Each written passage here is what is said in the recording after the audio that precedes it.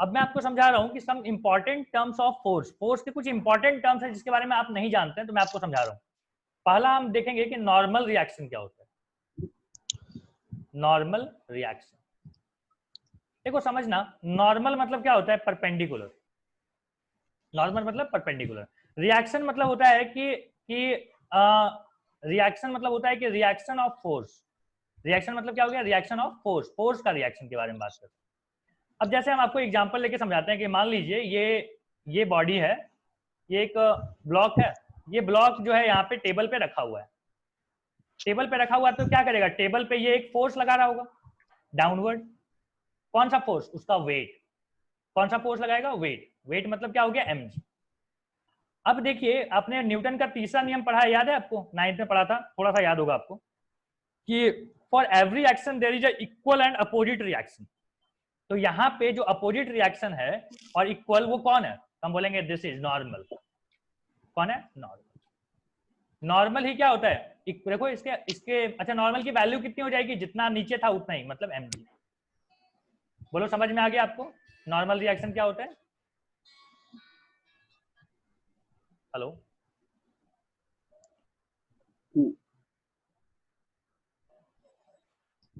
हाँ ओके, मैं रिकॉर्डिंग कर ले रहा हूँ। हाँ बिल्कुल बिल्कुल, वही लॉज ऑफ मोशन ही पढ़ा रहा हूँ, रिकॉर्डिंग कर दूंगा मैं, ठीक है, वो समझ जाएगा आपको। Okay okay. हाँ, क्या हम लोग बात कर रहे हैं कि हमने बोला कि देखो एक ब्लॉक है रखा हुआ टेबल पे, और टेबल पे रखा हुआ है तो क्या हम देख रहे हैं कि उसका जो वेट है, वेट मतलब फोर्स होता है, तो वेट क्या किधर एक्ट करेगा, डाउनवर्ड, हमेशा नीचे की तरफ एक्ट करता है।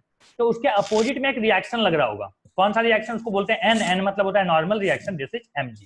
अब सोचो, अगर ये बॉडी, अगर ये ब्लॉक किधर भी नहीं जा रहा है, ना तो वो नीचे आ रहा है ना तो वो ऊपर जा रहा है, इसका मतलब क्या हुआ कि n is equal to mg। यही है ना, अगर कोई फोर्स, या ये क्या है, बैलेंस फोर्स हो गया। समझ में आ रहा है बैलेंस फोर्स क्या होता है। बैलेंस फोर्स होता है कि जो नेट फोर्स जीरो हो जाए। देखो ना तो ऊपर जाएगा ये ब्लॉक, क्यों, क्योंकि ऊपर नीचे भी जो लग रहा है उतना ही, मतलब जितना एन है उतना ही नीचे भी है, इसको बोलते हैं N is equal to mg। मान लो मैं बोल रहा हूँ कि ये बहुत भारी चीज था, टेबल पे रखा और टेबल टूट गया। टूट गया मतलब क्या हो गया, फाइनली वो नीचे आना चाहते हैं। तो यहाँ पे क्या हो जाएगा, हम बोलेंगे कि जितना mg था और जितना नॉर्मल रिएक्शन था, तो यहाँ पे नॉर्मल रिएक्शन कमजोर पड़ गया, तभी तो वो नीचे आ रहा है ना। अगर ये ब्लॉक, अगर ये जिस पे रखा हुआ था वो टूट जाए, टूट के कहाँ जाए, नीचे, फाइनली ये नीचे जा रहा है, इसका मतलब क्या हुआ कि नीचे वाला फोर्स ज्यादा मजबूत है, mg ज्यादा मजबूत है, किससे, नॉर्मल रिएक्शन से। तो नॉर्मल रिएक्शन अगर कमजोर पड़ जाएगा तो नीचे चला जाएगा। मान लो कुछ ऐसा हो कि नॉर्मल रिएक्शन ज्यादा हो जाए mg से, तो क्या होगा, बॉल फाइनली ऊपर चला जाएगा। हम यहाँ पे रखे, वो ऊपर चला गया। कैसे वैसे हो सकता है, जब आप स्प्रिंग पे रख दो, सोच रहे हो स्प्रिंग मैंने दबा के रखा था इसको ऐसे, आप बोलोगे कि सर यहाँ पे रखते हैं एक ब्लॉक, जैसे ही आप ब्लॉक रखे, हम हाथ हटा लिए, हाथ हटा लिए तो ये ब्लॉक कहाँ चला गया, ऊपर। मतलब क्या हो गया, ये जो नीचे लग रहा था mg और ऊपर जो लग रहा था n, समझ लो n मजबूत हो गया, किसकी वजह से, स्प्रिंग की वजह से। स्प्रिंग की वजह से। तो हम बोलेंगे ऐसे सिचुएशन में क्या होगा, ब्लॉक ऊपर फाइनली चला जाएगा। तो आपको अब समझ में आ रहा है कि ये जो नॉर्मल रिएक्शन कब लेते हैं हम, जब चीजें बैलेंस हो। चीजें बैलेंस मतलब ना तो वो बॉडी ऊपर जा रहा है ना तो नीचे जा रहा है, तब ऐसे में क्या हो गया, ये बैलेंस है। और बैलेंस के समय में क्या होता है, एन इज इक्वल टू होता है जितना आप फोर्स लगा रहे हो, जितना फोर्स मान लो ग्रेविटी लगा रहा होगा, जितना हो सकता है हम लगा रहे होंगे, तो वो हमारा क्या आएगा, नॉर्मल रिएक्शन। बोलो नॉर्मल रिएक्शन समझ में आ गई आपको बात। Yes sir. ठीक है, नॉर्मल रिएक्शन जरूरी नहीं है कि हर बार mg हो, जैसे मैं आपको एक अलग सिचुएशन देता हूँ। फॉर इंक्लाइंड प्लेन, यहां लिख देते हैं, for inclined plane. Inclined plane में देखते हैं कि नॉर्मल रिएक्शन क्या होता है। तो हमने एक इंक्लाइंड प्लेन ले लिया ऐसा, ठीक है, और यहाँ पे हमने क्या बना लिया, एक ब्लॉक रख दिया। अब हम बोल रहे हैं कि ये ब्लॉक, ये जो सरफेस है, ये सरफेस ब्लॉक को कितना धक्का दे रहा होगा। तो हम बोलते हैं कि देखो पहले इस ब्लॉक पे एक फोर्स लग रहा होगा, किधर, नीचे, mg लग रहा होगा। अच्छा, क्या हम इसके दो कंपोनेंट बना सकते हैं mg के, देखो तो, एक ये हो गया और एक किधर, इधर। ये कंपोनेंट वगैरह बनाना आता होगा ना आपको, हमने पढ़ाया था वहां पे। अब आप देखो कि if this is theta, then ये भी थीटा होगा क्या, समझो ज्योमेट्री से, ये अगर थीटा है तो ये भी थीटा होगा। बना के बताऊं कैसे, देखो आपने बोला कि this is theta, then this is theta, और ध्यान रही 90 डिग्री है। मैं बोल रहा हूँ कि बेटा ये 1 है और ये 2 है, समझ लो 1 और 2 मिला के क्या होगा, 90। बोलो समझ में आता है सबको। 1 प्लस हाँ। 2 क्या 90, क्योंकि एक ट्रायंगल में एक एंगल 90 है तो दो मिला के आपस में क्या होगा 90। हम बोल रहे हैं कि 3 प्लस 2 प्लस 3 भी कितना होगा, देखो तो 2 प्लस 3 कितना होगा समझो 9। 90। अगर ये दोनों 90 है बेटा तो हम लिख सकते हैं कि इक्वेटिंग 1 एंड 2, मान लीजिए इसको 1 बोले इसको हम 2 बोले, तो हम क्या बोलेंगे कि 1 plus 2 is equal to 2 plus 3, इसलिए 2 2 कट गया, मतलब 1 और 3 क्या होंगे आपस में equal. If this is theta then this is also theta. बोलो इतनी इतनी बात समझ में आती है आपको? ठीक है। अगर ये थीटा है बेटा तो हम लोग जब रिजॉल्व करते हैं तो जिसके साथ थीटा लगा होता है वो क्या होता है mg cos थीटा हो जाएगा, और ये क्या बन जाएगा mg sin theta. Sine theta. अच्छा, नॉर्मल जो रिएक्शन होता है ना वो हमेशा सरफेस के परपेंडिकुलर लगता है, ठीक है, उसको मतलब नहीं है ऊपर नीचे से, उसको मतलब है खाली परपेंडिकुलर होना चाहिए, इससे सरफेस से। देखो यहाँ पे ये सरफेस था तो आपने बोला कि सरफेस के परपेंडिकुलर बोला था, इस बार सरफेस कैसा है, ऐसा है, तो इसके परपेंडिकुलर कौन होगा बेटा, ऐसा होगा कि नहीं होगा? ठीक है, मान लीजिए ये हम बोल रहे हैं इसको दिस इज x, तो ये क्या हो जाएगा दिस इज y। ठीक है, x और y हमेशा परपेंडिकुलर होते हैं, आप जैसे मन वैसे ले सकते हो। तो हमने बोला कि मान लीजिए ये वाला इंक्लाइन प्लेन वाला जो लाइन है ना उसको हम बोल रहे हैं x। अब बताओ y डायरेक्शन में कौन कौन फोर्स लग रहा है? मैं बोल रहा हूँ y डायरेक्शन में ऊपर की तरफ लग रहा है n, और नीचे की तरफ कितना लग रहा है mg cos थीटा। mg। अब आप सब समझिए, ये सरफेस मैंने नहीं बोला कि दब रहा है या ऊपर जा रहा है, ये सरफेस ऐसा है एकदम फिक्स है, तो हम क्या बोलेंगे n इज इक्वल टू क्या होगा mg cos थीटा। तो देख रहे हो नॉर्मल रिएक्शन यहाँ पे अलग हो गया, इंक्लाइन प्लेन पे नॉर्मल रिएक्शन की वैल्यू कितनी हो गई mg cos थीटा। कोई दिक्कत है यहाँ तक? नो। बहुत अच्छा। हमको क्या करना है, इक्वेट करना होता है कि y डायरेक्शन में कितने फोर्स हैं, x डायरेक्शन में कितने फोर्स हैं, वो सब निकाल लेंगे। x की हमको जरूरत नहीं पड़ी, हमको नॉर्मल की बात करनी थी तो हमने बोला खाली यही लाइन वाला फोर्स लेंगे। नॉर्मल रिएक्शन हम बहुत जगह पे करना चाहते हैं, बहुत जगह पे निकालना चाहेंगे, तो आपको ध्यान रहना चाहिए कि नॉर्मल रिएक्शन क्या होगा। अच्छा मुझे बताओ, अगर एक गोल सा चीज है तो इस जगह पे नॉर्मल रिएक्शन किधर होगा? तो हम बोलेंगे कि जिस जगह पे आप नॉर्मल चाहते हो उस जगह के सरफेस पे एक टेंजेंट खींच लो, खींच लिया टेंजेंट। अब सोचो कि यही सरफेस है, इसके परपेंडिकुलर कैसा होगा, ऐसा, दिस इज नॉर्मल। इस पॉइंट पे नॉर्मल कोई बोले तो यहाँ पे एक टेंजेंट खींच लीजिए, ठीक है, और यहाँ ये हो गया नॉर्मल। कोई बोले यहाँ पे बता दो, तो आप फिर से यहाँ पे एक टेंजेंट खींच लो और देख लो, ये है नॉर्मल। बोलो क्लियर है ये बात? नॉर्मल हाँ। कैसे निकालते हैं? अगर अगर मान लीजिए एक ऐसा सरफेस दे दिया, कर्व सरफेस दे दिया, बोलता है इस जगह पे नॉर्मल बताओ, तो हम बोलेंगे इस जगह पे एक टेंजेंट खींच लो, ठीक है, और देख लो कि किधर लगेगा इस ब्लॉक, मान लो यहाँ पे ब्लॉक था तो हम बोलेंगे ब्लॉक पे ऐसे लगेगा नॉर्मल। तो आप बोलोगे सर यहाँ पे नॉर्मल खींचते हो, जो सरफेस प्लेन होता है उस पर क्यों नहीं खींचते हो? हम बोले देखो उस पर भी खींचेंगे। हमने बोला कि देखो ये सरफेस है, आप बोले इस पॉइंट पे अगर एक बॉडी रखा हुआ है तो इस पॉइंट पे नॉर्मल क्या होगा? हमने बोला कि जिस पॉइंट पे आपको चाहिए उस पॉइंट पे टेंजेंट खींचो, क्या इसका टेंजेंट यही नहीं होगा, ये वाला, और टेंजेंट के ऊपर परपेंडिकुलर बना लो। अभिषेक आ रहा है समझ में क्या बोल रहा हूँ? हाँ सर। तो बेसिकली मतलब क्या है ना कि जिस पॉइंट पे आपको नॉर्मल चाहिए उस पॉइंट पे हम टेंजेंट खींचते हैं। कहीं कहीं पे इतना आसान हो जाता है जैसे इस प्लेन सरफेस के लिए, तो वहां पे टेंजेंट हमको खींचने की जरूरत नहीं पड़ी, हमने बोला जो सरफेस है वही टेंजेंट है। लेकिन कर्व वाले में ऐसा नहीं होता है, कर्व वाले में आपको टेंजेंट खींचना पड़ेगा, फिर आपको बोलना पड़ेगा कि ये है डायरेक्शन नॉर्मल का। आई थिंक आपको क्लियर हो गया होगा ये बात। हाँ सर। नॉर्मल हम लोग को अगर समझ में आता है तो दूसरी चीज आती है एक टर्म कि टेंशन क्या होता है। सर वो लिखना था। हाँ लिख लीजिए। हर स्टूडेंट का दुख टेंशन। तो इतना टेंशन नहीं है, देखो समझो, टेंशन मतलब होता है कि खिंचाव। मान लीजिए हमने एक रोप ले लिया, ठीक है, ये रोप है अपना, आप इसमें क्या कर रहे हो कि एक तरफ एक पकड़ के खींच रहा है और एक तरफ पकड़ के ये ऐसे, थोड़ा ज्यादा ताकत लगवा देता हूँ, ठीक है। तो बताओ इस रस्सी में एक खिंचाव आ जाएगा कि नहीं? आएगा। अब ये जो रस्सी में खिंचाव आता है ना बेटा, इसको बोलते हैं टेंशन, ठीक है, इसको क्या बोलते हैं? टेंशन। टेंशन इन रोप, हम इसको बोलते हैं टेंशन। टेंशन भी एक फोर्स है। टेंशन क्या है? एक फोर्स है। कैसे आया इसमें फोर्स? तो हम बोलेंगे हमने जो फोर्स लगाया ना उसी के वजह से यहाँ पे टेंशन आ गया है। अब टेंशन होगा तो क्या बोलेगा? ये देखो कैसे कर रहा है, ये कर रहा है अपनी तरफ खींच रहा है इसको, और ये अपनी तरफ खींच रहा है, सॉरी इसको ऐसे, देख रहे हो, मतलब एक रस्सी है तो एक इधर खींच रहा है, एक इधर खींच रहा है, ठीक है। तो इसको हम बोलते हैं कि टेंशन। ध्यान रखना ये दोनों डायरेक्शन, दोनों जो है वो होने चाहिए कैसे, अपोजिट में। ऐसा नहीं होगा कि एक रस्सी है, एक रस्सी में ऐसे ऐसे टेंशन हो जाए, ऐसा नहीं होता। एक रस्सी में क्या हो सकता है, या अगर आप खींच रहे हो तो इधर भी टेंशन होगा, इधर भी टेंशन होगा। मान लीजिए ये रॉड है, रॉड को तुम इधर से भी दबा रहे हो, इधर से भी दबा रहे हो, तो क्या होगा, देखो ऐसा बनेगा। इसमें भी एक क्या आ जाएगा, एक एक खिंचाव आएगा। खिंचाव मतलब दबाव और खिंचाव को एक ही समझाया जाता है। तो हमने बोला कि यहाँ पे जो टेंशन आएगा ना बेटा, वो इस डायरेक्शन में आएगा। देख रहे हो डायरेक्शन कैसा है, हमेशा अपोजिट अपोजिट होते हैं, एक इधर तो एक इधर से, एक इधर जा रहा है तो एक इधर जा रहा है। तो समझ में आ गया आपको टेंशन कैसा होता है। टेंशन हम लोग दोनों तरफ बनाते हैं रो, ठीक है। तो जहां पे भी हम बात करेंगे कि कितना होगा तो आप समझ जाओगे। जैसे मान लीजिए मैंने एक एग्जांपल आपको दिखाता हूँ। मान लीजिए हमने रस्सी से बांध के एक यहाँ पे मास लटका दिया, ठीक है। अब यहाँ पे मास लटकेगा बेटा, तो ये जो है यहाँ जहां से बंधा हुआ है वो उधर खींच रहा है इसको, और ये क्या कर रहा है, ये ब्लॉक किधर खींच रहा है रस्सी में, इधर। तो टेंशन कितना हो जाएगा, ये भी टेंशन है। अच्छा, ब्लॉक, क्या इस ब्लॉक पे कोई और फोर्स लग रहा है, जवाब है हाँ जी, mg लग रहा है। तो हम बोलेंगे यहाँ पे टेंशन की वैल्यू कितनी होगी, हम बोलेंगे कि अगर ये ब्लॉक ना तो ऊपर जा रहा है ना तो नीचे जा रहा है, मतलब इक्विलिब्रियम पे है, तो T इज इक्वल टू कितना हो जाएगा, देखो T नीचे की तरफ है, कितना हो जाएगा, T is equal to mg। कितना होगा, T is equal to mg। ठीक है। ध्यान रखना, एक कॉमन तरीका आपको बता देता हूँ, टेंशन हमेशा ऐसे बनाना, ऐसे। हालांकि दोनों अपोजिट में होते हैं, आप ऐसे भी बना सकते थे, लेकिन मैं आपको सजेस्ट करूंगा हमेशा टेंशन कैसे बनाना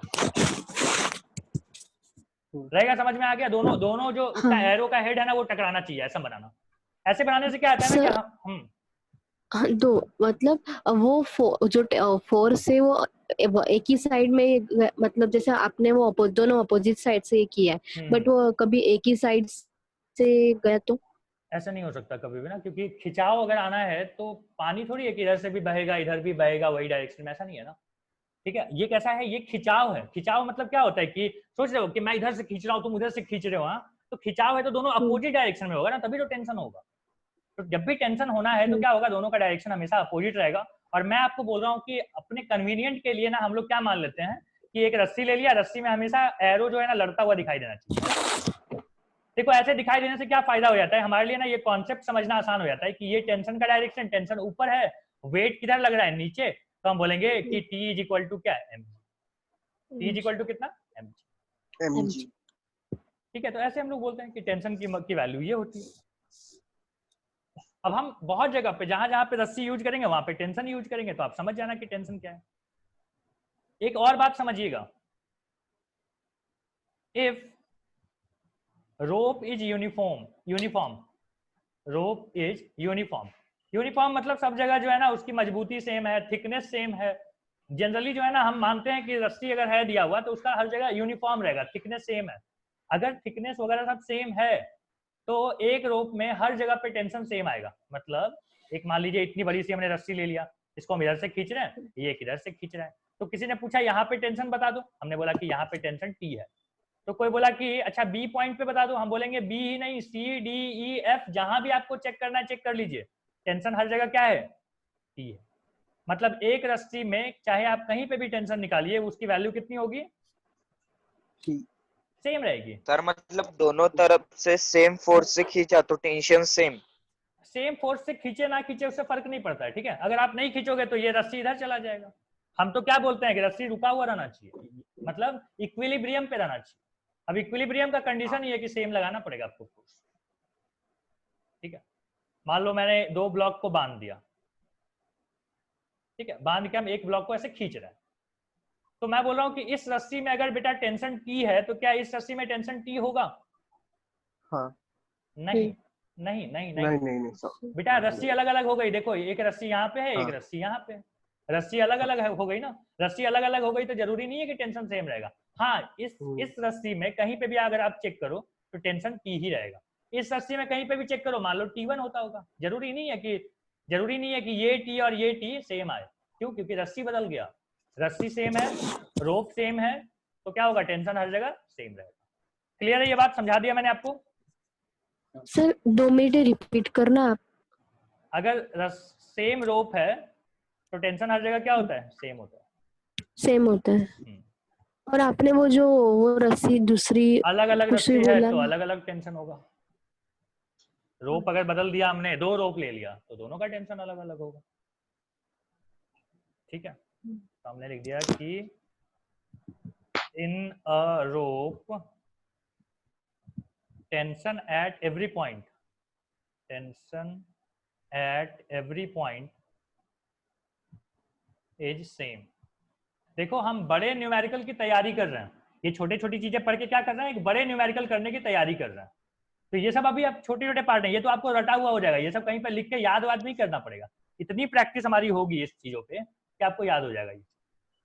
तो फिर पढ़ा क्यों रहे हैं? पढ़ा इसलिए रहे क्योंकि जब आपको पहली बार पढ़ा है न्यूमेरिकल तो आपको समझा पाए कि देखो ये चीज हमने डिस्कस किया था पहले भी।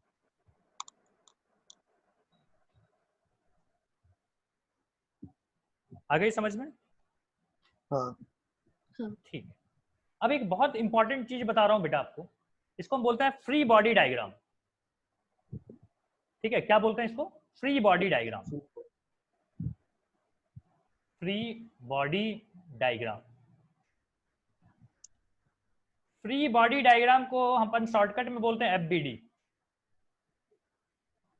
ठीक है, ये बड़ा शॉर्टकट पॉपुलर है, कहीं कहीं पे लिखा रहता है कि इसका एफबीडी बना के बताओ, तो समझ जाना कि एफबीडी मतलब क्या होता है, फ्री बॉडी डायग्राम। चलिए तो फ्री बॉडी डायग्राम बनाते हैं। अब देखो मान लो हमने यहाँ पे लिखा कि एक ब्लॉक है, एक ब्लॉक रखा हुआ है एक सरफेस पे, तो कौन कौन से फोर्स लगेंगे? तो आपने बोला सर इस पे लगेगा mg, इधर क्या लगेगा? इधर लगेगा नॉर्मल। क्या लगेगा? नॉर्मल। तो देख रहे हो, इस चीज का ना हम एक फ्री बॉडी डायग्राम बनाना चाहते हैं। तो फ्री बॉडी डायग्राम में सबसे पहले है कि मास को आप कन्वर्ट कर लो एक पॉइंट में। Mass is treated as a point mass. Point mass मतलब एक पॉइंट है, तो हम इस ब्लॉक के बदले क्या बनाएंगे? एक पॉइंट बना देंगे। ठीक है, अब इस पे सारे फोर्स लगा दो। क्या है इधर? नॉर्मल। इधर क्या है? इधर है mg। ठीक है, तो ये जो आपने बना के बताया ना मुझे, ये दिस इज कॉल्ड एफबीडी। क्या बोलते हैं इसको? एफबीडी। समझ में आया आपको? हाँ। अच्छा, बोलता है कि चलो सर और एक आधा एफबीडी बना के बताइए। तो हम बोलते हैं ठीक है, देखो हमने बना दिया इस बार इंक्लाइन प्लेन, और यहाँ पे हमने रख दिया ब्लॉक। ठीक है, ब्लॉक का मास है मान लीजिए m, दिस इज थीटा।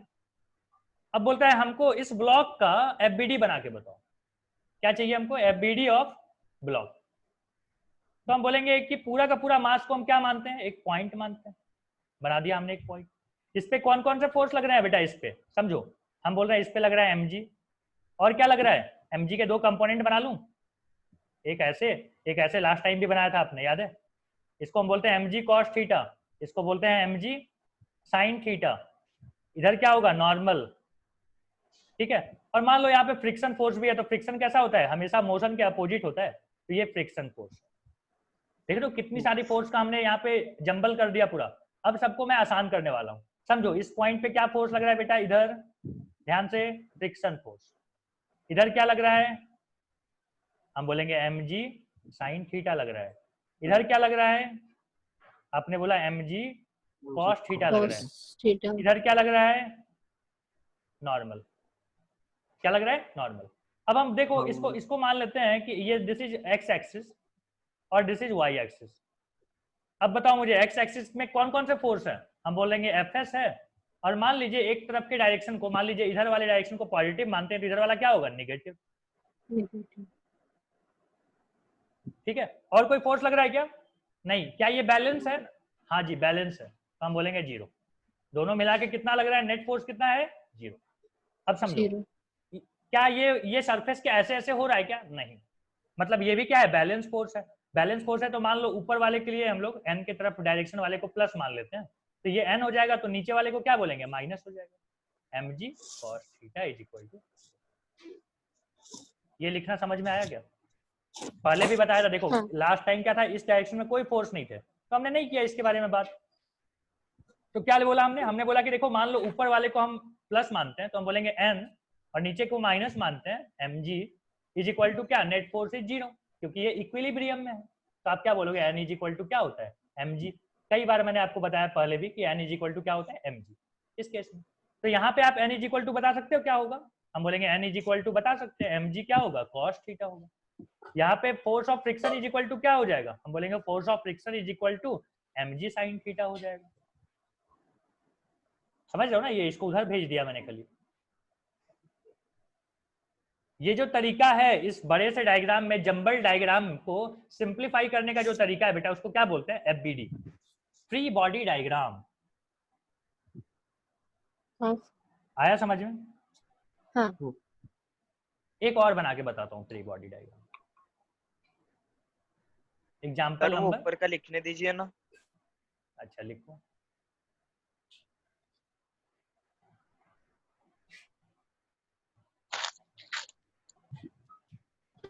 एक बार फिर से बता दूं एफबीडी कैसे बनाया। देखो पहले हमने लिया यहाँ पे m1 का, m1 मास को हम क्या मान रहे हैं यहाँ पे, एक पॉइंट मास, पॉइंट पे क्या किधर कौन कौन से फोर्स लग रहे हैं, एक तो टेंशन लग रहा है और नीचे हमेशा कोई चीज पे क्या लगता है, तो हम बोलेंगे उसका वेट, वेट मतलब mg, यहाँ पे m1g लिख दिया हमने।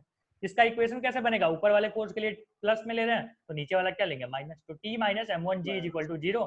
0 क्यों बोल रहा हूँ, क्योंकि नेट फोर्स है ही नहीं बेटा इस पे कुछ, समझ रहे हो, ये रुका हुआ है। हमने क्या बोला, इक्विलिब्रियम पे रुका हुआ है, रुका हुआ है तो इस पे कोई फोर्स नहीं लग रहा है ना, फोर्स नहीं लग रहा है तो इज इक्वल टू 0 लिख दिया। मान लो कोई फोर्स लग रहा होता तो यहाँ पे वो फोर्स लिखते, कहीं कहीं पे जरूरत पड़ेगी हमको। सेकंड एफबीडी हम लोग कैसे बना रहे हैं, m2 का, m2 भी रुका हुआ है, रुका हुआ है तो हम क्या बोलेंगे कि जितना टेंशन है उतना ही नीचे का वेट होगा, मतलब t is equal to m2g या फिर t minus m2g is equal to 0। तो ये आ गया एफबीडी दोनों का। एफबीडी आई थिंक आपको समझ में आ गया होगा, हम लोग आगे बहुत जगह पे बात करेंगे एफबीडी और कैसे बनाया जाता है, नए नए क्वेश्चन देखेंगे वहां पे भी एफबीडी बनाएंगे। हाँ सर ठीक है, समझ गए। चलो आओ अब आपको ये लिख लो पहले।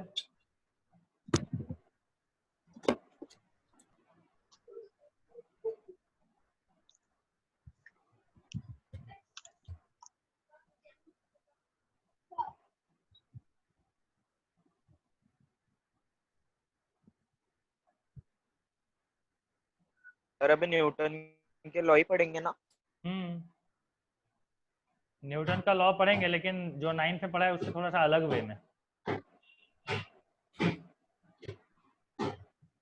उससे थोड़ा अलग वे में पढ़ेंगे। अब डिटेलिंग ज्यादा हो गई ना तो अब यहाँ पे बहुत सारी बातें आएंगी और आपके मन में जो भी सवाल उठते रहते हैं ना वो भी पूछा कीजिएगा।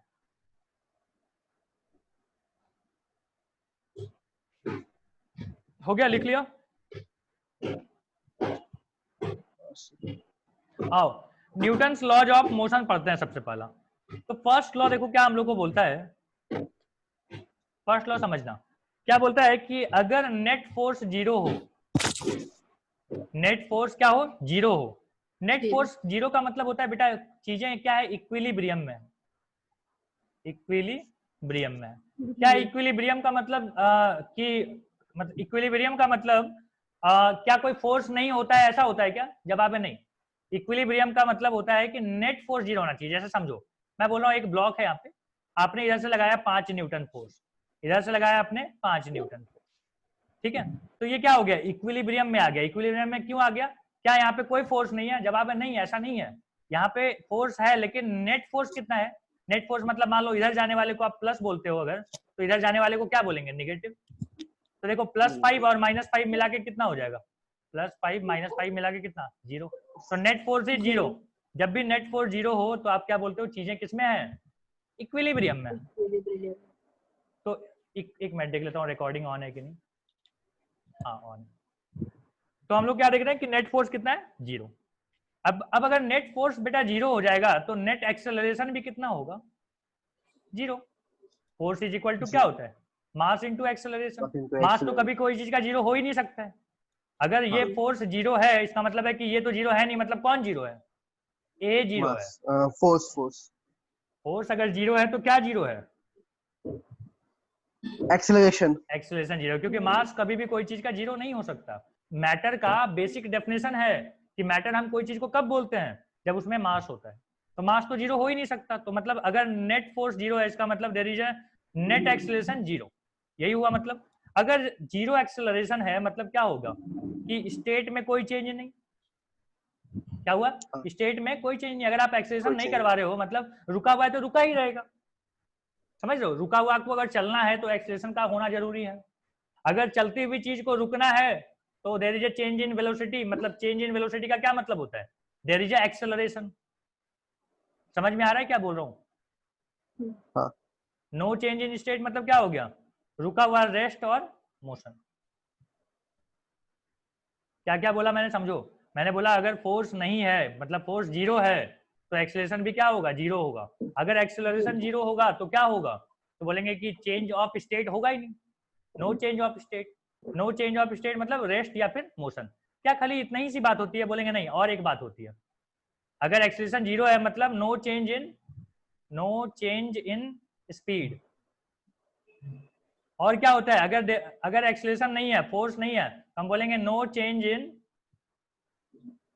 इन डायरेक्शन। तो इसका क्या मतलब हुआ, बोला कि अगर कोई फोर्स नहीं लगाओगे तो क्या क्या नहीं होगा, उसका स्टेट नहीं बदलेगा, और क्या नहीं बदलेगा, स्पीड नहीं बदलेगा, और क्या नहीं बदलेगा, डायरेक्शन नहीं बदलेगा। बोलो न्यूटन का पहला नियम आपको समझ में आया, फिर मैं आपको लिखवा के बताऊंगा ये बात। हाँ। न्यूटन का पहला नियम मेरे हिसाब से, अभी के हिसाब से क्या है, 9th वाला छोड़ दो अभी, क्या है, बोला है कि if there is a net zero force on a body then there will be no change in state of motion, no change in speed, no change in direction। एक बार बताओ तो कोई मुझे, आयुषी आप बताओ।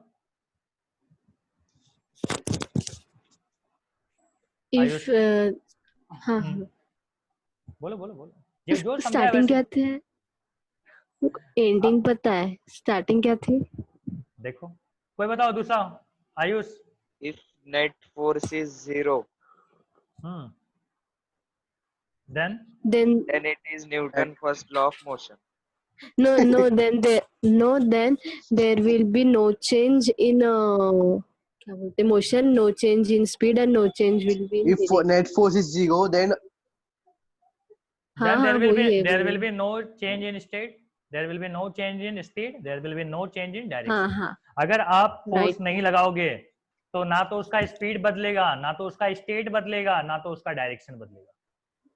ठीक है, यही चीज आपने 9th में भी पढ़ा था, लेकिन वहां पे इक्विलिब्रियम वाली बात नहीं देखा था हमने, है ना। तो यहाँ पे अब देखो, लिखो कि a body remain at rest और इन मोशन, और इन यूनिफॉर्म मोशन लिख देना, और इन यूनिफॉर्म मोशन। एक बॉडी जो है रेस्ट में है तो रेस्ट में ही रहना चाहेगा, या यूनिफॉर्म मोशन में है तो यूनिफॉर्म मोशन में रहना चाहेगा, unless a net external unbalance force act on it. क्या बोलता है कि एक बॉडी रुका है तो रुका ही रहना चाहेगा, और अगर मोशन में है, मोशन कैसा मोशन, यूनिफॉर्म मोशन में है, तो वो यूनिफॉर्म मोशन में रहना चाहेगा। कब तक, जब तक कि उस पर बाहरी अनबैलेंस फोर्स ना लगाया जाए। कब तक, जब तक एक्सटर्नल अनबैलेंस्ड फोर्स ना अप्लाई हो। हाँ। अब बताओ आयुषी, क्या बोला मैंने अभी, हाँ या डेफिनेशन, हाँ, क्या बोला मैंने अभी, डेफिनेशन ना, हाँ हाँ, हिंदी में समझाना। हिंदी में, वो देख के थोड़ी में पढ़ना इंग्लिश है। अरे तो फिर तो तुम इंग्लिश वही से देख के पढ़ दो। एक बॉडी रुका है तो रुका ही रहना चाहता है, और चल रहा है तो चलते रहना चाहता है, in a straight line, in a uniform motion. फिर से बोलो, क्या बोला मैंने, एक बॉडी रुका है तो रुका ही रहना चाहता है, और चल रहा है तो चलता ही रहना चाहता है, in a straight line, in a uniform motion. Uniform motion में चलना चाहता है वो। कब तक, एक्सटर्नल अनबैलेंस फोर्स जब तक उसके ऊपर एक्ट नहीं होता तब तक। हाँ, जब तक उस पर बाहरी कोई फोर्स जो अनबैलेंस हो ना लगे उसको। ठीक है, तो उसको हम क्या बोलते हैं, न्यूटन फर्स्ट लॉ। याद हुआ कि अभी भी कंफ्यूजन है? हो गया, हो गया सर, हो गया। अच्छा, अब समझो यहाँ पे हम लोग क्या बोल रहे हैं कि यहाँ पे एक इनर्शिया का कॉन्सेप्ट आता है। हम बोलेंगे इनर्शिया वाली कॉन्सेप्ट क्या है, तो हम बोलते हैं कि ये क्या होता है, समझ रहे हो, एक बॉडी है वो आलसी है। कैसा आलस है उसमें, वो चाहता है कि भाई रुका है तो रुके रहे, चल रहा है तो चलते रहे। ठीक है, जिस डायरेक्शन में चल रहे हैं वही डायरेक्शन में चलते रहे, वो भी ना बदले। ठीक है, ये क्या है, ये आलसपन को हम बोलते हैं कि क्या, इनर्शिया। एक बॉडी का जो आलसपन है उसको क्या बोलते हैं, इनर्शिया। इनर्शिया। तो हम बोलेंगे इनर्शिया क्या है, तो आलसपन, ऐसे लिखोगे। हम बोलेंगे the property of a body, the property of a body, of a body which oppose any kind of change, of a body which oppose any kind of change। ठीक है, ये जो है ना, वो किसी ने मोहब्बतें पिक्चर देखा है क्या? कौन सा सर? मोहब्बतें, अमिताभ बच्चन वाली एक बहुत पुरानी पिक्चर है। तो लेटेस्ट वाले बताओ, लेटेस्ट वाले पूरे देखे हैं, ओल्ड जमाने के नहीं देखे। तो एक है अभी, ठीक है, उसमें उसमें जो अमिताभ बच्चन होते हैं ना, उनको उनको अपने गुरुकुल में कोई भी बदलाव पसंद नहीं होता है। उसमें शाहरुख खान रहता है, वो कुछ कुछ गिटार या कुछ तो बजाता है, तो उसको पसंद नहीं आता है कि हमारे गुरुकुल में ये गाना बजाना नहीं होना चाहिए। खैर वो वैसे ही है, इनर्शिया क्या है, इनर्शिया को भी पसंद नहीं है, कोई बदलाव पसंद नहीं है। बोलता है कोई कि थोड़ा सा स्पीड बढ़ा दो, बोलता है नहीं, नहीं चलता। हाँ मतलब कंजर्वेटिव लोग, ये क्या है, कंजर्वेटिव लॉ क्या है? कंजर्वेटिव लोग, लोग ये एसएसटी हाँ की अच्छा टर्म अच्छा है। अच्छा, कंजर्वेटिव लोग बोल रहे हो। देखो एक ना कंजर्वेटिव फोर्स होता है, वो भी पढ़ाऊंगा अभी। मुझे लगा तुम्हें कहाँ से पता चल गया कंजर्वेटिव फोर्स क्या होता है। खैर कंजर्वेटिव हाँ फोर्स सर का वो भी कॉन्सेप्ट, पता ही था। कंजर्वेटिव फोर्स का कॉन्सेप्ट अलग है बेटा, वो अभी बाद में बताऊंगा। पहले समझो ना इनर्शिया क्या होता है। इनर्शिया बॉडी का आलसपन है, प्रॉपर्टी है बॉडी की जो चाहता है कि कोई बदलाव ना हो हमें। कैसे कैसे बदलाव की बात कर रहा है वो, तो हम बोलेंगे change in state, change in state. और क्या नहीं चाहता है, चेंज इन स्पीड नहीं चाहता है, चेंज इन स्पीड नहीं चाहता है। चेंज इन कलर लिख दूं? नहीं, कलर नहीं लिख सकते। Change in state, change in speed और चेंज इन डायरेक्शन, बस ये तीन चीज बदलाव नहीं चाहता है। तीन चीज का इसको क्या है, आलसपन है। और यही तीनों चीज का जो आलसपन है ना, चेंज इन स्टेट नहीं चाहता है बदलना, तो हम इसको बोलते हैं कि इसको बोलते हैं स्टेट ऑफ रेस्ट। अगर रुका हुआ है तो क्या बोलते हैं, इनर्शिया, इनर्शिया ऑफ रेस्ट बोलते हैं, इनर्शिया ऑफ रेस्ट। अगर रुका हुआ है तो उसमें कौन सा आलसपन है, इनर्शिया ऑफ रेस्ट। अगर चल रहा है तब कौन सा आलसपन है, तो हम बोलेंगे inertia of motion, inertia of motion. और अगर डायरेक्शन नहीं बदलना चाहता है तो हम क्या बोलेंगे, inertia of direction, inertia of direction. थोड़ा आप अच्छे हैंडराइटिंग में लिख देना, मैंने थोड़ा खराब हैंडराइटिंग में लिखा है। रुका हुआ है तब कौन सा आलसपन है, कौन सा इनर्शिया है, इनर्शिया ऑफ रेस्ट। चल रहा है तब कौन सा आलसपन है, इनर्शिया ऑफ मोशन। अगर वो डायरेक्शन नहीं बदलना चाहता है तो कौन सा आलसपन है, इनर्शिया ऑफ डायरेक्शन। तो समझ रहे हो, न्यूटन का जो पहला नियम है बेटा, वो इनर्शिया का कॉन्सेप्ट पैदा करता है। इसीलिए ना फर्स्ट लॉ को हम लोग बोलते हैं कि law of inertia, law of inertia. First law को हम क्या बोलते हैं, लॉ ऑफ इनर्शिया। क्यों? क्योंकि पहला नियम हम लोग को क्या देता है, कॉन्सेप्ट ऑफ इनर्शिया देता है कि भैया हर बॉडी के अंदर ना एक इनर्शिया जैसी चीज होती है, आलसपन होता है। ठीक है, ये किसने बताया? नहीं, वो आपने जो लिखा है ना, वो आखिरी के दिन दिख नहीं रहे आपके पीक के वजह से। इसको बोलते हैं इनर्शिया ऑफ रेस्ट। कहीं पे अलग कर दूं इसको, इसको बोलते हैं inertia of rest, inertia of motion और इनर्शिया ऑफ डायरेक्शन। हाँ हो गया। Inertia of rest, inertia of motion, inertia of direction.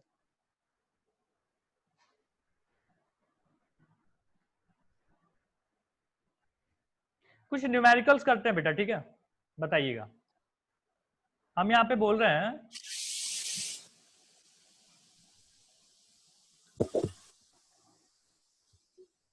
हमारे पास एक यहाँ पे स्ट्रिंग लगा हुआ है, रस्सी बंधी हुई है, यहाँ पे 2 kg है, और बेटा इसके साथ एक और रस्सी लगी है, और इस बार ये है 5 किलो का।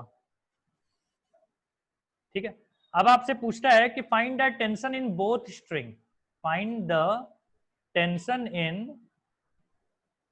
In both string. दोनों स्ट्रिंग में टेंशन कितना होगा, समझ रहे हो? मान लो इसका टेंशन को हम T1 बोल देते हैं, इसके टेंशन को क्या बोलोगे, T2। क्या बोलेंगे, T2। आपको T1 T2 दोनों निकालना है। बताइए कैसे किया जाए। तो हम एक काम करते हैं, ठीक है, एक काम करते हैं कि हम पहले एफबीडी बनाएंगे किसका, 5 वाले का। किसका बना रहे हैं, 5 किलो वाले का। 5 तो समझो ये एफबीडी बनाना है मुझे, ये ब्लॉक है, ये ब्लॉक को हम कैसे बनाते हैं, एक पॉइंट बनाते हैं। पॉइंट पे बेटा कौन सा फोर्स लग रहा है, उसका खुद का वेट मतलब mg, m कितना है 5, तो 5 इंटू जी। ऊपर कौन सा फोर्स लग रहा है, देखो ध्यान से, इस ब्लॉक से कनेक्टेड कौन है ऊपर, T2। कितना है, T2। क्या इस ब्लॉक से कनेक्टेड कोई और फोर्स है, जवाब है नहीं। तो देखो T2 minus 5G is equal to क्या होगा, 0। समझ रहे हो, ये इक्विलिब्रियम में था दिया हुआ, एट इक्विलिब्रियम दिया हुआ है, रुका हुआ है, ये कहीं चल नहीं रहा है, टूट के नीचे नहीं गिर रहा है, समझ रहे हो, इसको बोलते हैं इक्विलिब्रियम। तो हम बोलेंगे T2 इज इक्वल टू कितना है, 5G। अच्छा जी का वैल्यू हमको पता है, इन जनरल जी की वैल्यू 10 होती है, तो T2 इज इक्वल टू कितना हो जाएगा, 5G, जी का मतलब 10, मतलब 50 न्यूटन। T2 कितना लग रहा है, सेकेंड वाले स्ट्रिंग पे टेंशन कितना है, 50 न्यूटन। अब बात करते हैं हम FBD of 2 kg, FBD of 2 kg। चलो 2 kg पे देखते हैं क्या क्या फोर्स लग रहा है। 2 kg को हम एक पॉइंट मास समझते हैं। ऊपर कितना फोर्स लग रहा है बेटा, ऊपर बोलते जाओ, रुको मत, क्या बोलेंगे, T1 लग रहा है। और नीचे नीचे क्या लग रहा है बेटा, नीचे एक तो T2 है, एक कौन है, T2। लेकिन ये ब्लॉक का अपना वेट भी तो होगा, वेट कितना लग रहा होगा, m2g, मतलब ये मास कितना है 2, तो हम बोलेंगे 2g। कौन कौन से फोर्स लग रहे हैं समझ रहे हो, नीचे एक तो 2g और प्लस T2 की वैल्यू हमको पता है बेटा कितना है, 50 है। तो हम बोले कि T1 अगर ऊपर लग रहा है तो पॉजिटिव ले लेता हूँ, बाकी सबको निगेटिव ले लेंगे। T2 प्लस 2g मतलब 20 होता है, इज इक्वल टू क्या, 0। तो T1 is equal to, T2 का मतलब है 50 और 20 हो गया 70, उधर जाके हो जाएगा प्लस में, कितना होगा, 70 न्यूटन।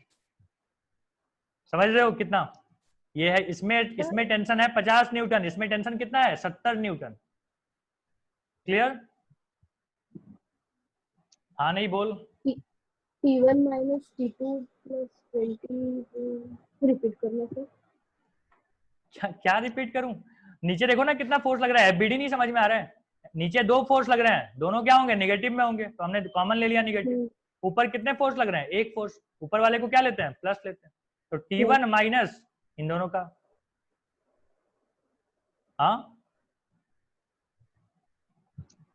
बोलो, हाँ समझा बेटे, जाने लगे सर उसको ऐसे बताओ कि नीचे का फोर्स से वो ऊपर के T1 और T2 ऐड हो जाएंगे तब ऊपर का मिलेगा। कोई जैसे समझना है वैसे समझो ना, चलो ऐसे समझ लो कि ऊपर वाले फोर्स को इक्वल टू के एक तरफ रखो, नीचे वाले फोर्स को एक तरफ रखो। ऊपर वाला फोर्स T1, चलो नीचे वाला फोर्स इक्वल टू के उधर कितना लगेगा, T2 प्लस 2g। क्या आप निकाल सकते हो T1, T2 की वैल्यू कितनी है 50, ये कितना है 2, g की वैल्यू कितनी है 10 हो जाएगा तो कितना, हाँ सॉरी समझ गई। लेकिन समझना ये फिर आपको नहीं लग रहा है कि सर ऐसे क्यों नहीं पहले बता दिया, पहले ऐसे क्यों बताया था, फिर हम तो उलझ गए थे। देखो बेटा इसलिए ऐसे नहीं बताया था क्योंकि ये इक्विलिब्रियम में, इसलिए हम 0 लिखते हैं, ऐसा लिखते हैं, लेकिन अगर इक्विलिब्रियम में ना हो तो यहाँ पे कुछ और लिखेंगे, जब कुछ और लिखेंगे तो फिर आप बोलोगे सर अभी नया चीज कहाँ से समझ में आ गया, तो हम आपको सही चीज बता रहे हैं कि ऐसे लिखिए, बट इसको सिंप्लीफाई कर सकते हो आप, ऐसे भी बोल सकते हो, लेकिन ध्यान रहे ऐसा कब बोलना जब इक्विलिब्रियम पे हो, क्योंकि आगे के दिन टाइम पे ना हम आपको ये भी बोलेंगे कि चीजें इक्विलिब्रियम पे नहीं है, तो भी आपको सिखाएंगे कि इक्विलिब्रियम नहीं है, तब क्या करें।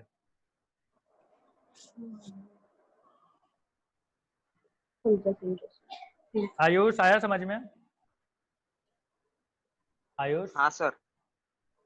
बढ़िया, आओ एक और क्वेश्चन कराता हूं।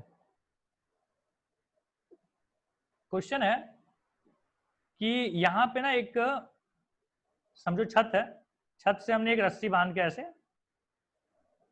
ठीक है,